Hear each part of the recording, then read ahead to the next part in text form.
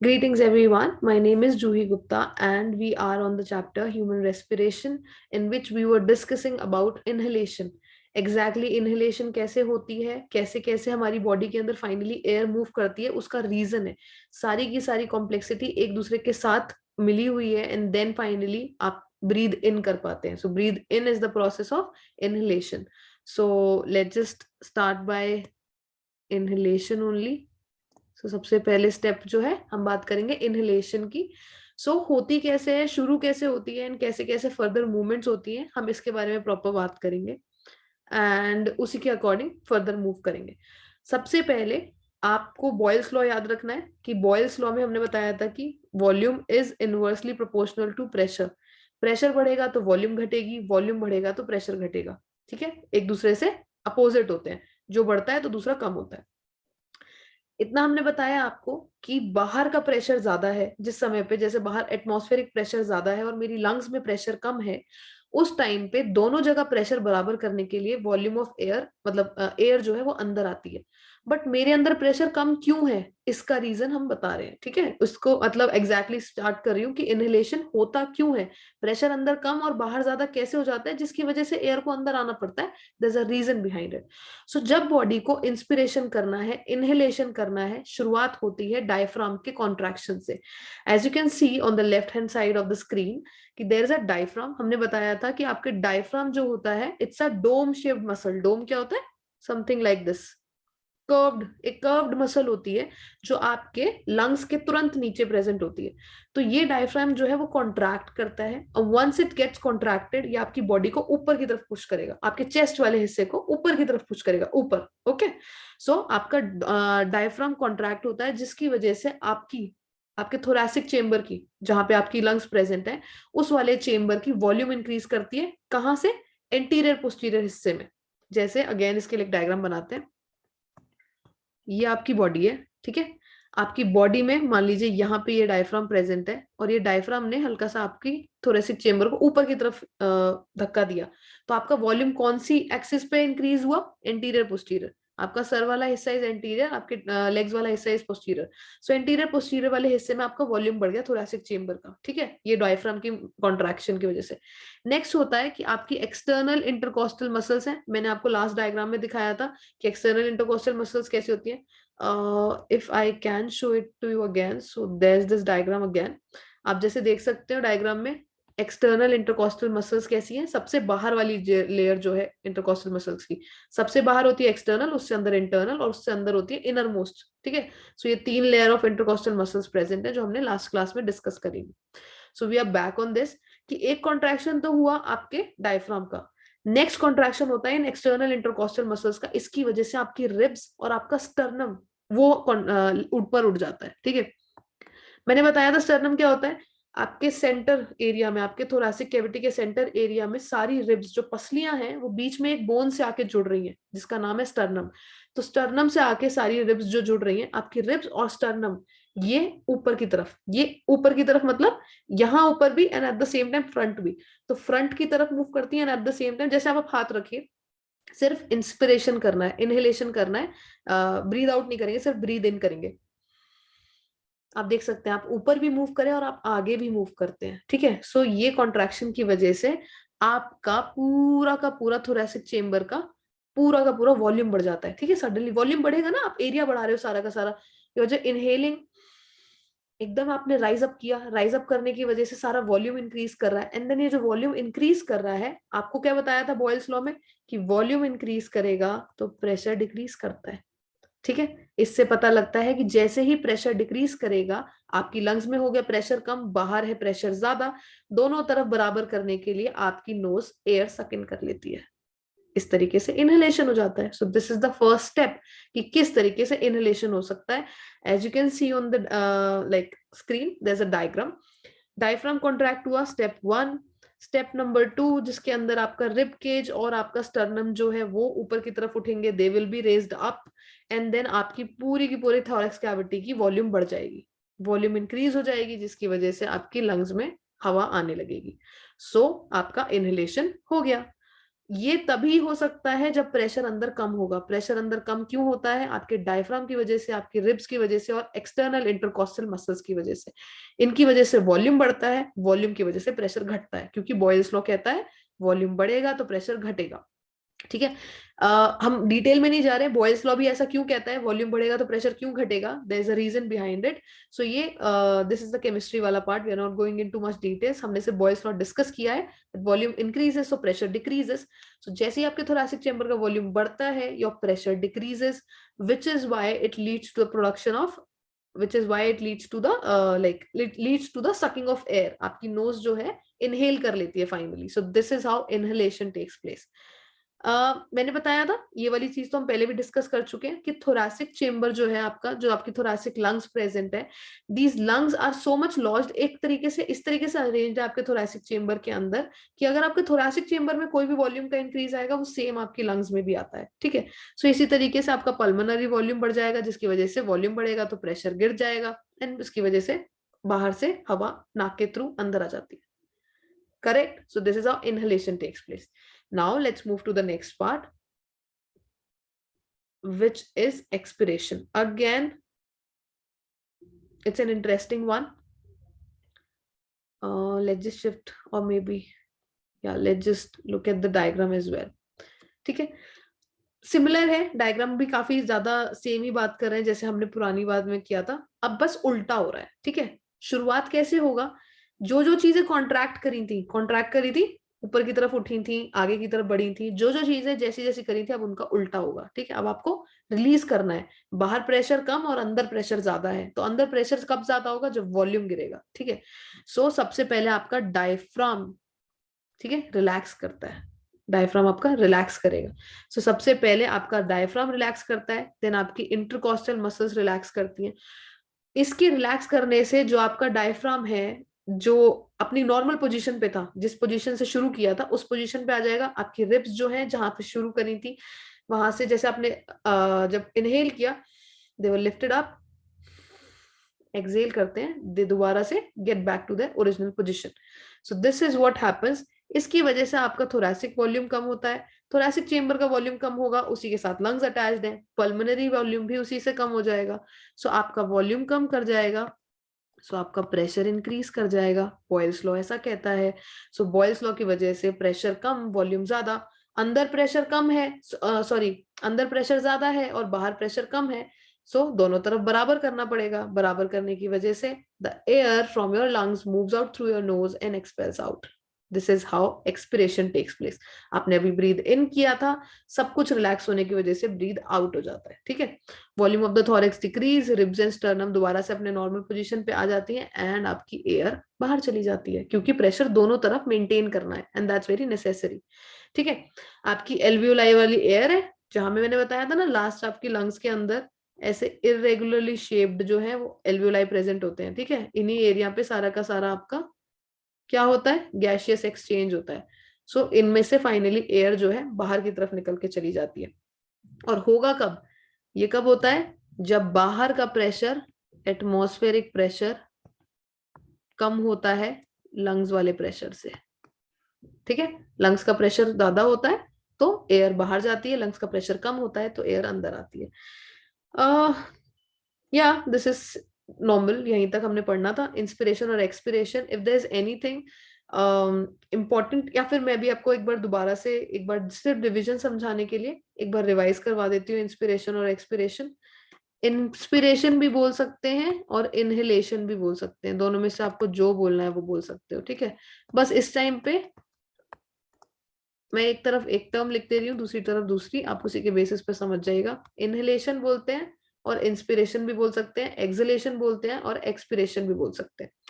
सो inhalation में क्या हुआ, आपका डायफ्राम था, जो आपकी डोम शेप्ड मसल्स है आपके लंग के तुरंत नीचे, और आपका इंटरकॉस्टल मसल्स थी, जो कहाँ प्रेजेंट होती हैं, आपके पसलियों के बीचों बीच, पसलियां मतलब आपके रिब्स के बीचों बीच। ठीक है, दो आपकी मसल्स प्रेजेंट है, ये दोनों की दोनों करती हैं कॉन्ट्रैक्ट इनहेलेशन में, जिसकी वजह से आपका वॉल्यूम बढ़ जाता है और प्रेशर हो जाता है कम, एंड प्रेशर अंदर कम और बाहर ज्यादा, जिसकी वजह से air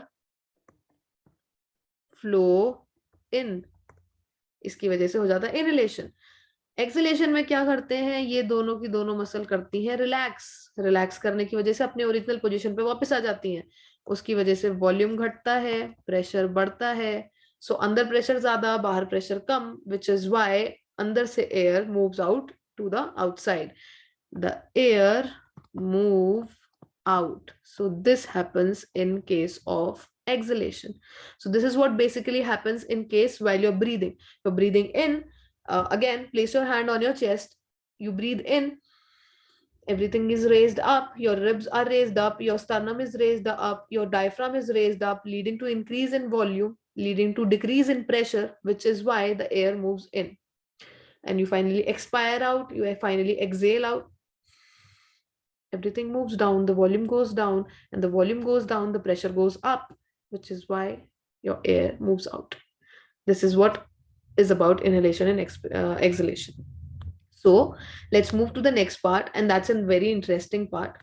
We are going to learn about certain terms. We are going to discuss about certain terms. What happens कि मैंने आपको ये चीज बताई थी, स्पायरोमीटर करके इंस्ट्रूमेंट होता है विच इज एक्चुअली यूजफुल। जैसे हम ब्लड प्रेशर नापते हैं एक मशीन से, उसी तरीके से लंग के अंदर कितना वॉल्यूम ऑफ एयर आ पा रहा है हम इसको भी चेक कर सकते हैं, ठीक है। So there is a machine called as a spirometer which is useful to record the volume of air which is present inside a lung, ठीक है। So there are different terms for different amount of condition, for different kind of conditions. These are called as the respiratory volumes and capacities. So we are going to name few terms under this, and her term को properly समझेंगे। थोड़ी सी problem ये होती है क्योंकि काफी सारी terms हैं and at the same time काफी सिमिलर हैं, सो कंफ्यूजन हो जाता है। इसलिए we are going to invest like required amount of time on each so that we get to know and understand each of it very quietly, effectively, very properly, right. So let's start with the first one called as the tidal volume, ठीक है। इसको हम short form में TV भी लिख लेते हैं। So tidal volume से बात करते हैं। ये आपकी लंग्स है, ठीक है, the left one and the right one, ठीक है, ये आपकी लंग्स हैं, इनसे एक्सपायर करते बात करते हैं। So tidal volume is the volume which is inspired और expired during a normal respiration. जैसे अभी मैं और आप बैठे हुए हैं, you are listening to the lecture, I am talking about this and we are respiring normally. अभी हम प्रॉपरली जैसे बेसिक ब्रीदिंग करते हैं वैसे ब्रीदिंग कर रहे हैं। सो एक नॉर्मल रेस्पिरेशन में जिस टाइम पे आप कोई भाग नहीं रहे, कोई आपको कोई प्रॉब्लम नहीं है, आपको कोई कार्डियक इशू नहीं हो रहा, आपको बॉडी में कोई और प्रॉब्लम नहीं हो रही, और जस्ट ऑल वेल, आप आराम से बैठे हुए हैं, आप बेसिक काम कर रहे हैं। इस टाइम पे जो बेसिक रेस्पिरेशन रेट होता है, जो एक बेसिक इंस्पिरेशन और बेसिक एक्सपिरेशन चल रहा होता है, उस दौरान कितना वॉल्यूम ऑफ एयर अंदर और बाहर जाता है, that is called as the tidal volume, ठीक है। The volume which is inspired और expired during a normal respiration, basic normal respiration कितना होता है, एक बार में करीब 500 ml आता है, ठीक है। आप ये वाला स्टैंडर्ड यूनिट तो समझते होंगे, 500 ml litres like this, right. So tidal volume approximately 500 ml होता है। एक हेल्दी मेल के केस में हम बात कर रहे हैं, a healthy man can inspire और expire 500 ml of air in a normal respiration, जिसको हम बताएंगे अगर हम पर मिनट के हिसाब से ले लें तो 6000 से 8000 ml ऑफ एयर पर मिनट, ठीक है। एक बार में तो 500 ml ही जाती है, जैसे अगर टीवी बोलेंगे, हम टाइडल वॉल्यूम की बात कर रहे हैं तो 500 ml होती है वन टाइम में, एक बार में इंस्पायर या फिर हम एक्सपायर। जैसे मान लीजिए मैंने अभी, place your hand on your chest, ये जो मैंने नॉर्मल रेस्पिरेशन करी, this is 500 ml, okay. So this is 500 ml in one go and then I release it again 500 ml। ये मैं पूरा पर मिनट के हिसाब से करूं, एक मिनट में पूरा चेक करूं, तो एक मिनट में अराउंड होता है 6000 से 8000 ml पर मिनट ऑफ एयर, ठीक है। इस तरीके से you do this tidal volume. So that's the first term that we talked about. कोई कंफ्यूजन नहीं, बहुत बेसिक है। शुरुआत करी एक ऐसे रेस्पिरेशन से जो हम बेसिकली फुल टाइम कर रहे होते हैं, हमेशा हम टाइडल वॉल्यूम वाला ही रेस्पिरेशन कर रहे हैं। अब नेक्स्ट आता है आपके पास inspiratory reserve volume. It's a very good one. आप टर्म समझिए, आईआरवी, इंस्पिरेटरी रिजर्व वॉल्यूम, उसका नाम ही इस तरीके से रखा गया है ताकि आप आगे की डेफिनेशन खुद बता पाए, ठीक है। The additional volume of a air the person can inspire by forceful inspiration, ठीक है। इसको कैसे करेंगे, जैसे मान लीजिए मैंने सांस ली, अब मैं इसके बाद भी प्रेशर से और कितनी सांस अंदर ले सकती हूँ, तो वो जो एक्स्ट्रा सांस मैंने ली that is called as IRV, inspiratory reserve volume. The extra air, the additional volume of air that I can inspire by a forceful inspiration. This is generally 2500 to 3000 ml. ठीक है, ये क्या हुआ, IRV, जो additional volume of air में ले सकती हूँ with the help of forceful inspiration. जैसे मैंने नॉर्मल ली, अब इसके बाद मैं प्रेशर से दोबारा लेना चाहूँ, मैंने अभी तक रिलीज नहीं करी है, एक्सेल नहीं किया है, इनहेल किया, बेसिक इनहेल किया मैंने, कोई फोर्सफुल नहीं किया, कोई नहीं, बिल्कुल बेसिक, जैसे बेसिक इनहेलेशन करते हैं, बिल्कुल बेसिक इनहेलेशन कर रहे हैं.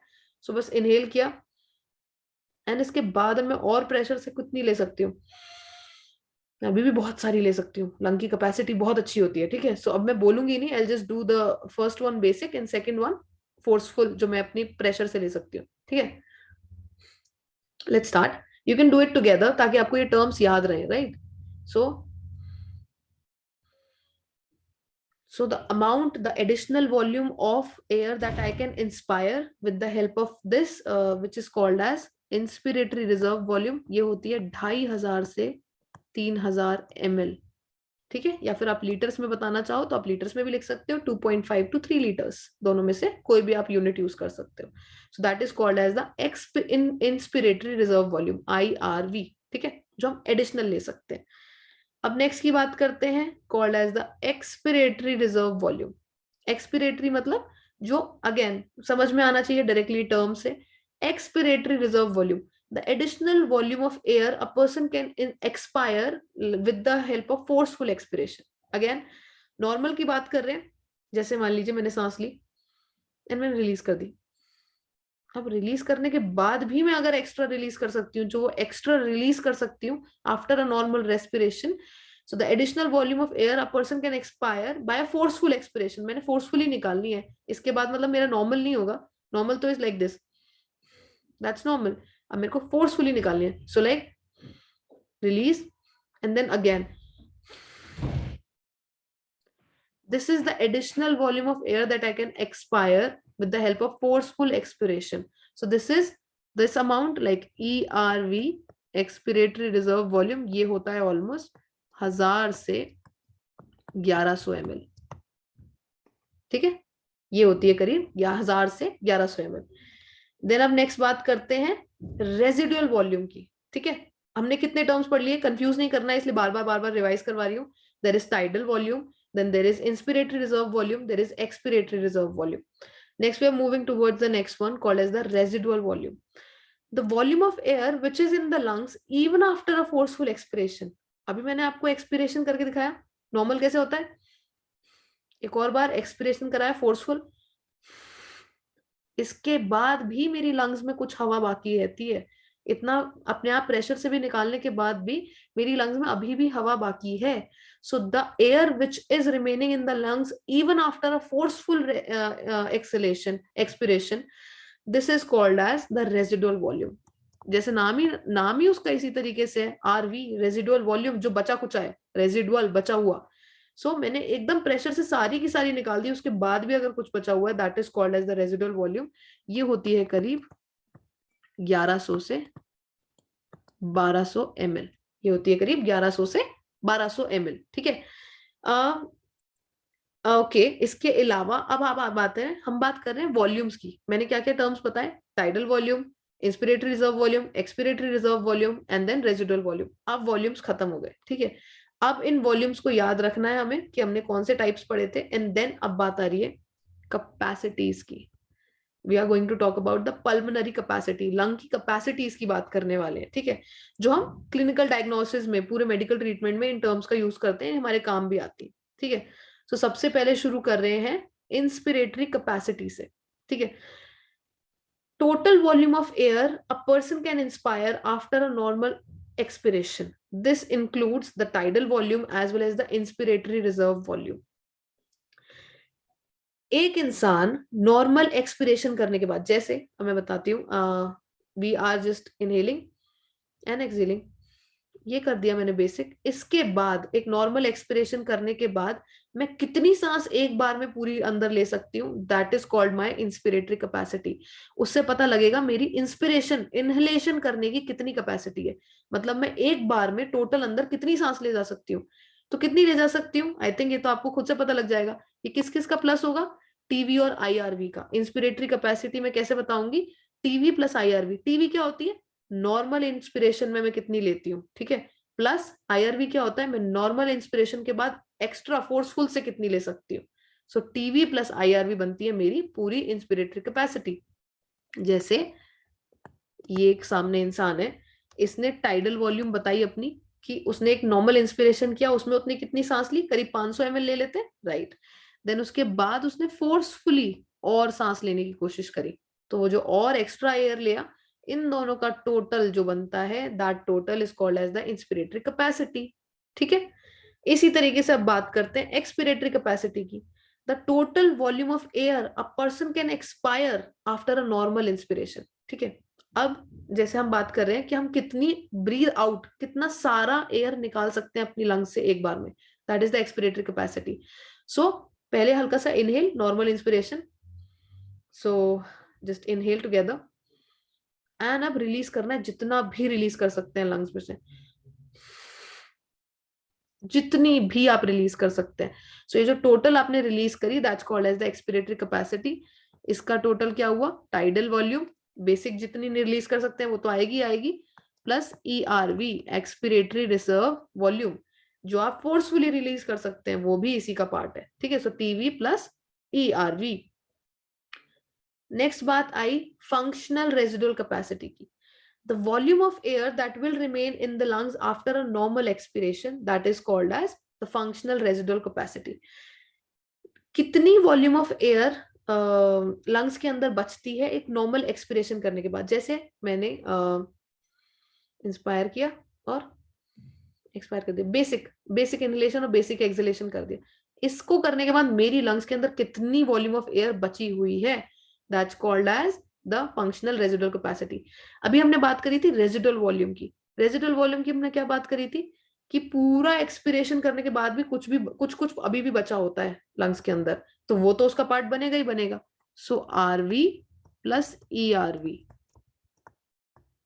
जो हम फोर्सफुली निकाल सकते हैं, plus eight the same time जो उसके बावजूद भी मेरी बॉडी में बच जाती है, वो इन दोनों को मिला देंगे तो क्या बनता है, फंक्शनल रेजिडुअल कैपेसिटी। ठीक है, देन अब बात करते हैं वाइटल कैपेसिटी की। ठीक है, कैपेसिटीज और वॉल्यूम दो टर्म्स पढ़ रहे हैं। सबसे पहले वॉल्यूम्स पढ़ी, जिसके अंदर कौन से चार टर्म्स पढ़े थे, residual volume, tidal volume, inspiratory reserve volume, expiratory reserve volume. आप पढ़ रहे हैं कैपेसिटीज। ठीक है, सो कैपेसिटीज में नेक्स्ट वन है vital capacity. The maximum volume of air a person can breathe in after a forced expiration. ठीक है, vital capacity कैसे बताया, जैसे अब ये इंसान है, इसने फोर्स से एक्सपिरेशन किया है, बहुत तेजी से अपने बॉडी के अंदर से जितनी भी सांस थी वो निकालने की कोशिश करी है। अब ये निकालने के बाद ये कितनी हवा अंदर अपने ले सकता है दोबारा। ठीक है, द मैक्सिमम कितनी ज्यादा से ज्यादा हवा ये अंदर दे सकता है दोबारा एक फोर्सफुल एक्सपिरेशन करने के बाद, that's called as the vital capacity. Vital capacity, the maximum amount of air that a person can inhale after a forceful expiration. So इसके अंदर कौन कौन सी आ जाती है, एक्सपिरेटरी रिजर्व वॉल्यूम, जो आपके एक्सपिरेटरी रिजर्व वॉल्यूम आती है वो इसका पार्ट है, टाइडल वॉल्यूम इसका पार्ट है, प्लस इंस्पिरेटरी रिजर्व वॉल्यूम। कितना आप फोर्सफुली छोड़ सकते हैं, कितना फोर्सफुली ले सकते हैं, पर प्लस जो आपका बेसिक है, ये टोटल मिला के आपका वाइटल कैपेसिटी बनता है। TV plus ERV plus IRV is equals to vital capacity. So this is your vital capacity. ठीक है, या मतलब इनको इसको दोनों तरीके से बोल सकते हैं। The maximum amount of air that you can inspire, मतलब आप कितनी हवा अंदर ले सकते हैं एक पूरा फोर्सफुल एक्सपिरेशन करने के बाद, या फिर आप कितनी हवा बाहर छोड़ सकते हैं एक पूरा का पूरा फोर्सफुल इंस्पिरेशन करने के बाद। दोनों में से किसी को भी वाइटल कैपेसिटी ही बोल सकते हैं। The maximum volume you can breathe in या यू कैन ब्रीद आउट। ठीक है, इंस्पिरेशन या एक्सपिरेशन के बाद आप कितना ब्रीद इन या कितना ब्रीद आउट कर सकते हैं maximum, that's called as your vital capacity. Then अब बात करते हैं टोटल लंग कैपेसिटी की, लास्ट टर्म है, देन इसके बाद सेक्शन चेंज हो जाएगा। So total lung capacity is the total volume of air which is present in the lungs at the end of a forced inspiration. ठीक है, आपने बहुत मतलब आपने प्रेशर से प्रॉपर सांस ली, अपनी पूरी कैपेसिटी के साथ सांस ली, इसके बाद भी अगर कुछ ले सकते हैं तो वो भी ले ली। अब आपने फुल अपने कैपेसिटी के हिसाब से पूरा इंस्पिरेशन कर रखा है, तो इस टाइम पे लंग्स में जितनी भी हवा है, that's called as your total lung capacity. So the total volume of air which is accommodated in the lungs या present in the lungs at the end of a forced inspiration, आपने पूरी capacity से forced inspiration कर लिया है, that's called your total lung capacity. So total lung capacity को लिखते हैं TLC. So TLC के अंदर क्या होता है? Residual volume, expiratory reserve volume, inspiratory reserve volume and tidal volume. या फिर इसको ऐसे लिख सकते हैं, TLC is also equal to vital capacity plus residual volume. दोनों में से दोनों ही सही है, या तो ये लिख सकते हैं या वो लिख सकते हैं. So yeah, there is a separation between them. आप TLC को RV plus ERV plus IRV plus TV ये भी लिख सकते हैं, या फिर TLC is equals to vital capacity plus residual volume, इन दोनों में से कोई भी लिख सकते हैं. So we are done with this section. I'm not erasing it off. If you have anything like you want to revise anything, just go back in the video and see it again. And if you have anything, any doubts that you want me to redo it, कोई भी particular type of capacity या कोई भी particular type of volume दोबारा समझानी है, so we can do it again. छोटी मोटी किसी particular video की help से भी कर सकते हैं, कुछ flow diagrams दोबारा बना सकते हैं if you need, और मैं एक छोटा सा basic revision next lecture में दोबारा से करवाऊंगी. So I would be glad if there are any doubts. You can definitely shoot down in the comments, and hope to see you in the next class. Have a great day. Thank you.